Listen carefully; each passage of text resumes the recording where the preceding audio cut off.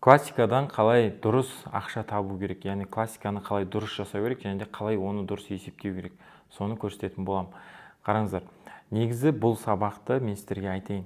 Алдыңғы классикалық сабақты сіздер көріп, жасап, яғни ақша таба алмай, пайдасын шығара алмай қалған кезде барып, негізі осыны қарап шығып, осыны қолдансаңыздар болады.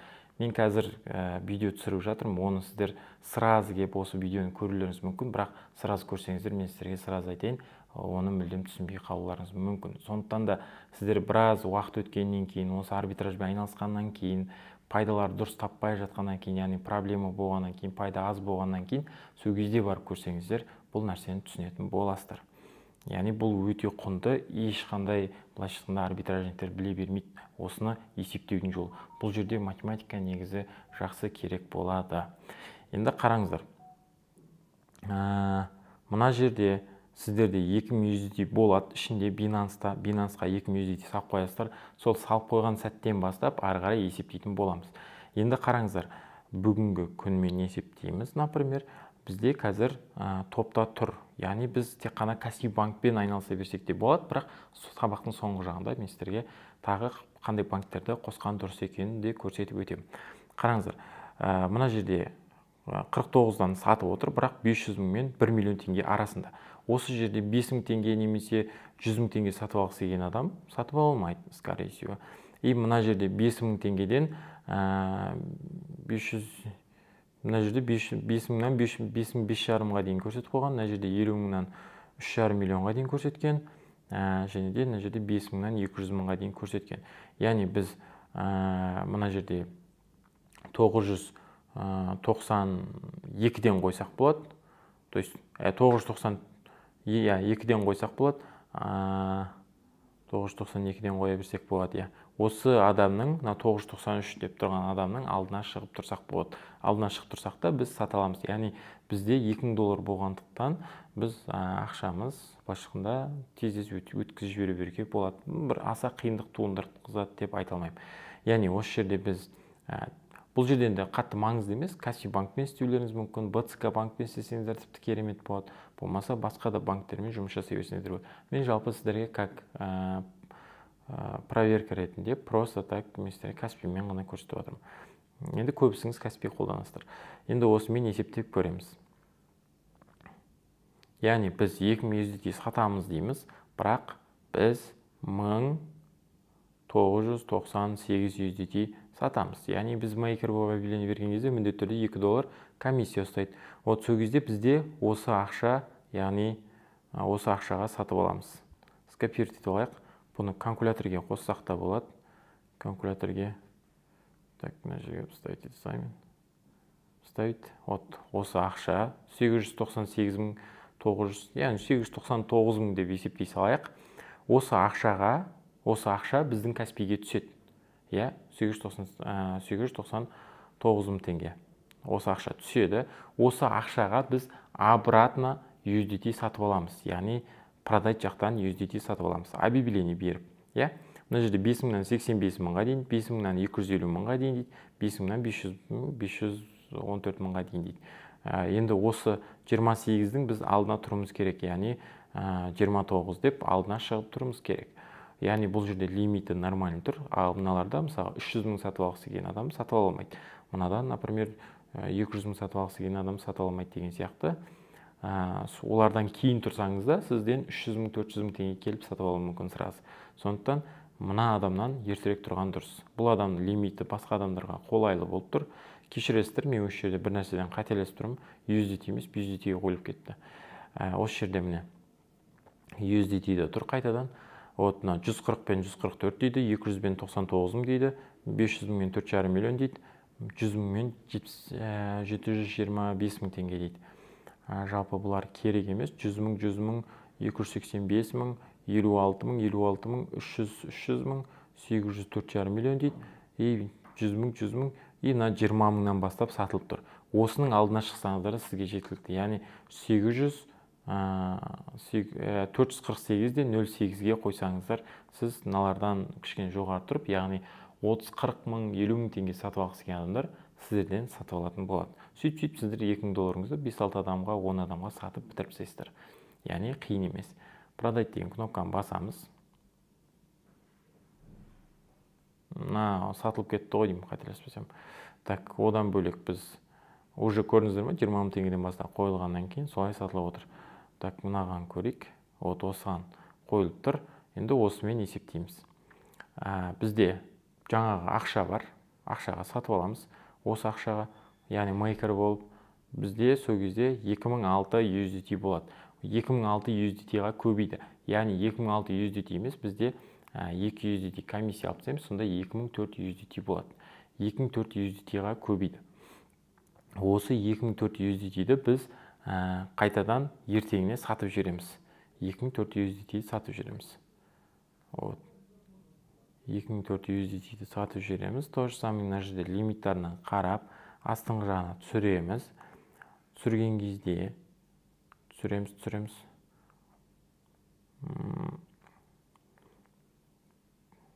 Так, 30 мыңнан 92 мың, мына жерде 50 мыңнан.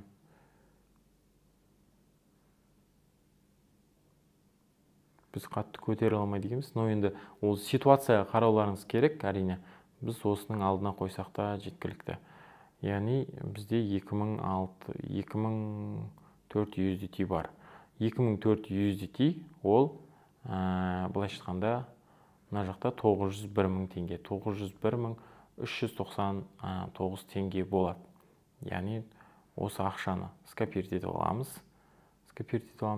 Оны ертеңіне қайтадан то же самое былайынан продать етіп, то есть ертеңіне дегенде сатып жіберіп, обратно сатып аламыз. Оны біліп тұрсыздар. Енді осы жерде 200 мың, мына жерде то же самое былай қарап, осы жерде так. Неште? Мына жерде осы жерден сатсақ болады. Енді біз сумманы қоямыз қайтадан. Сумманы қойдық. Сол кезде 13 USDT-ға көбейді, яғни бізде 2 USDT алып тастаймыз. Сол кезде 11-де 66 болады. Яғни 11-де 66 USDT біз 11-де 66 USDT ол 5200 теңге. Жалпы негізі осылай күніне негізі осылай тауып отырасыздар. Яғни мен сіздерге қазір 2 кругтан көрсетіп отырмын. Ол бірінші круг есептелінбейді, өйткені сіздер бірінші күні жасалған, екінші кругтан бастап осылай есептейсіздер. 5200 теңге қалып тұр.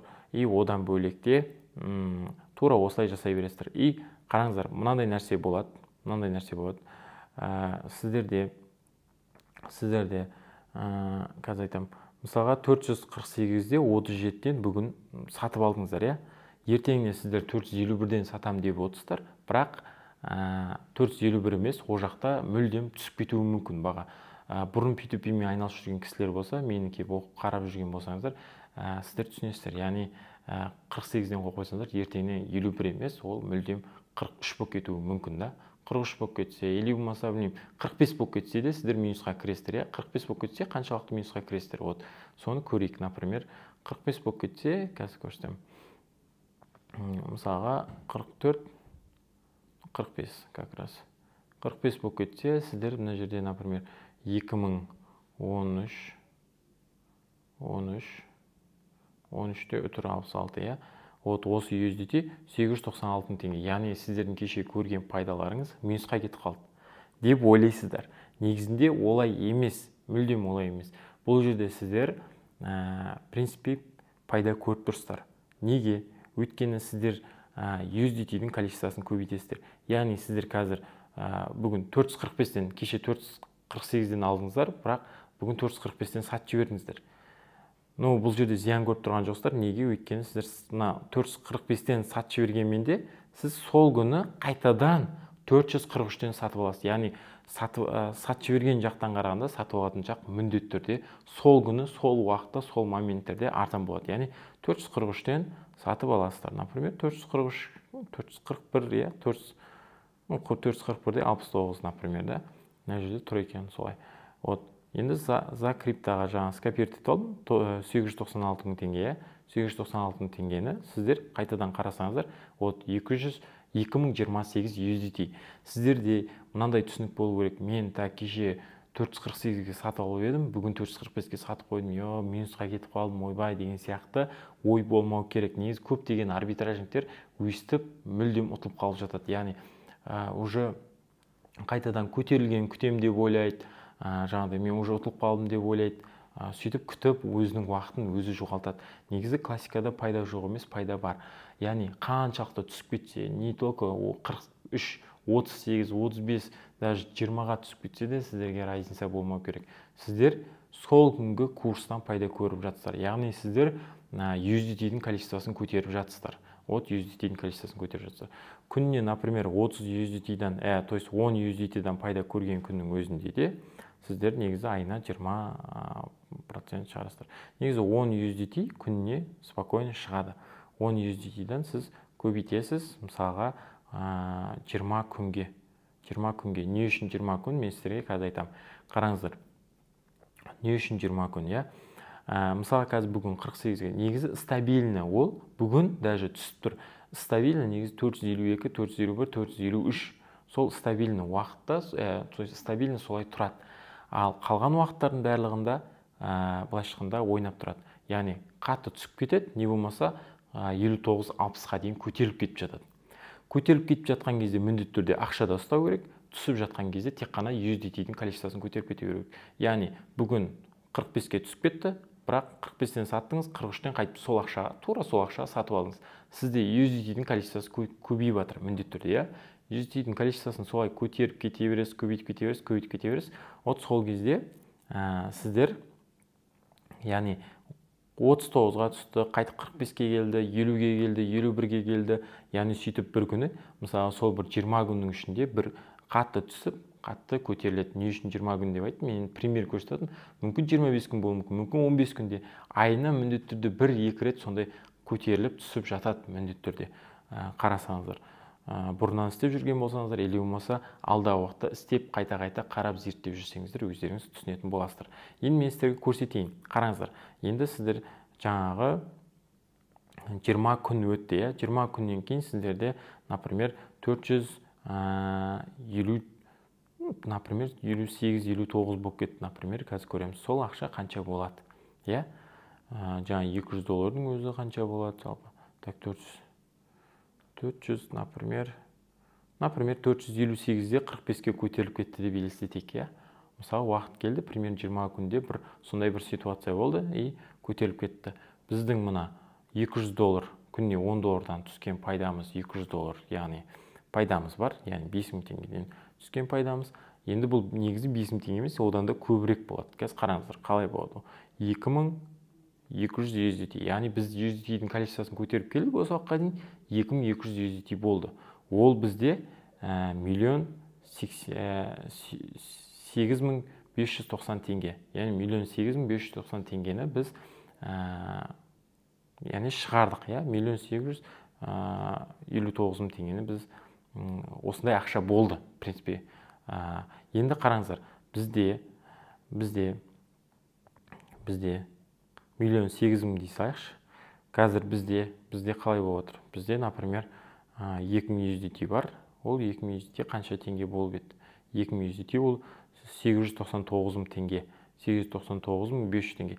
Яғни біз 105.000, тоқтап тұрыңыз, 109.000 теңге, 109.000 теңге пайда көріп тұрық, в принципе, Міне алатын болсақ, так, 989.500 минус 1,088.500 теңге. Тең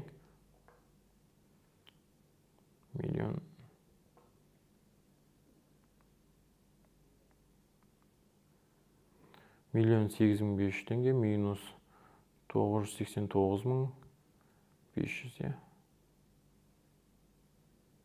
Так. Кешірім сұрайым. 899.000 екен, 899.000. 899.500 теңге. Тең алып тастаймыз, сонда 109.000 теңге біз пайда көріп тұрмыз, Осылай 20 күнде осылай пайда көресіздер. Тек қана бұл Каспиймен ғана айналдыру арқылы. Яғни басқа лишний ақша, яғни лишний банктерді қолданудың, банкке барып ақша салудың, ақша алудың, басқа да жағдайлардың былайша айтқанда керегі жоқ.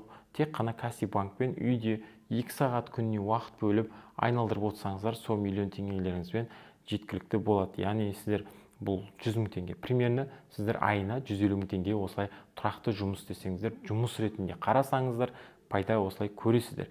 Енді бұл бір варианты жалпы. Енді екінші вариант бар. Мысалға бізде БЦК банк деген бар, Халық банк деген бар. Основной осы банктерде және де Жусан банкте. Жусан банкте мысалы кез келген банкке кез келген ақшаны аударған кезде 2-3 теңге комиссия ұстайды. Халық банкте то же самое. Кез келген банкке кез келген аударым жасаған кезде 150 теңге ғана ұстайды. Соны қолдана отырып, БЦК банкте вообще 0 теңге, 0 теңгемен жібере бересіз кез келген банкке. Яғни соны қолдана отырып, және де БЦК банктен сіздер шешкен кезде, мысалы айрын карта егер ашып алатын болсаңыздар, айрын карта басында ашқан кезде 30 мың теңге кетеді, және де айына 10 мың теңге төлеу керек болады. Енді басында ашқан кезде әрине шығын болады солай, бірақ ары қарай уже сіздерге табыс табуға көмектеседі. БЦК банкпен, Евразийский банктен сіздер 10 миллион, БЦК банктен 15 миллион теңге шешіп ала аласыздар. Яғни ол деген не деген сөз? Сіздер БЦК банкке сатып, егер қымбатырақ сатсаңыздар, Кассибанкпен сатып алып, так көрсетейін, Кассибанкпен сатып алсаңыздар, и және де оны БЦК-ға сатсаңыздар. Немесе былай, қараңыздар, продать жақтың өзінен керек емес, как тейкер ретінде қолдансаңыздар болады, яғни тейкер болып сатып алсаңыздар, сіздер блокқа кірмейсіздер, білесіздер, мейкер-тейкер сабағын өттіңіздер. Яғни тейкер болып сатып алуға болады. Бұл жерде сіздер Кассибанкпен сатып аласыздар, 449-да 70-пен, и және де біз оны БЦК банкпен сатып көрсек қалай болады. Так, олай болмайды. Жусан банкпен 449-да, Freedom банкпен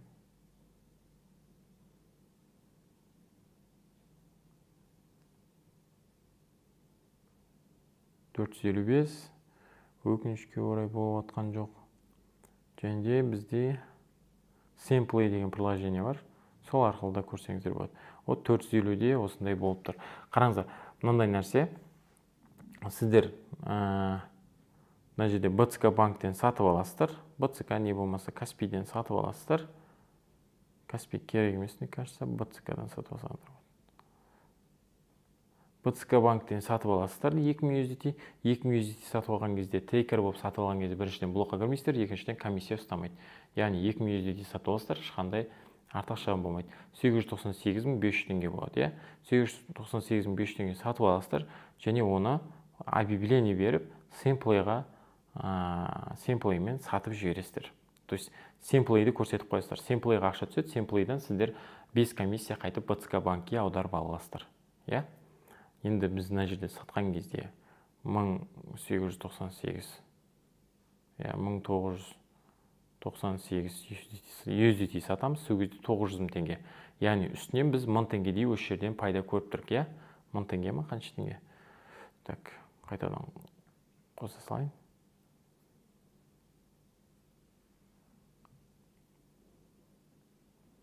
Так, 2000 USDT 799.500 теңге. Осы жерден біз таза 1000 теңге пайда көріп тұрық. Бұл жерде біз 1000 теңгені табу үшін, яғни ертеңді күтудің қажеті жоқ екен, яғни біз қазір сатып аламыз, и оны обратно қайтадан сата аламыз. Яғни біз тейкер болып сатып аламыз, ешқандай блокқа кірмейміз. Бірақ мейкер болып сатсақ та, біз блокқа кірмейміз, мейкер болып сатып жібереміз. Яғни объявление беріп, мына жақтан Simplayға сатып жібереміз.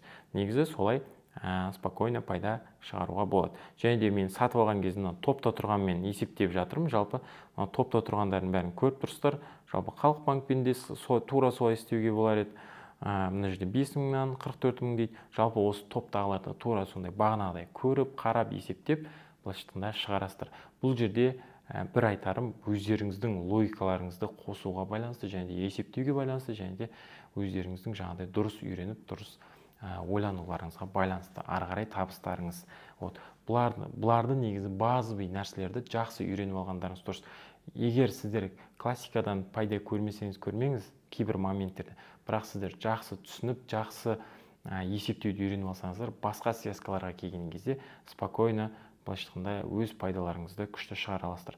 Яғни басқа международка, связкаларда қазіргі таңда үлкен связкаларда пайда бар. Енді араларында өздеріңізде іздеп тауып алсаңыздар болады. Неше түрлі связкалар бар. Но енді дәл қазіргі моменттерде әрине жоқ, бірақ алдағы уақытта неше түрлі связкалар шығып қалуы мүмкін. То есть осыған дейін де неше түрлі связкалар шығып жоқ болып кеткен, осыдан кейін де тура солай болады. Вот жалпы солай, осылай ізденіп, міндетті түрде қаранып, үнемі дамып отыруларыңыз керек. Жалпы айтарым осы.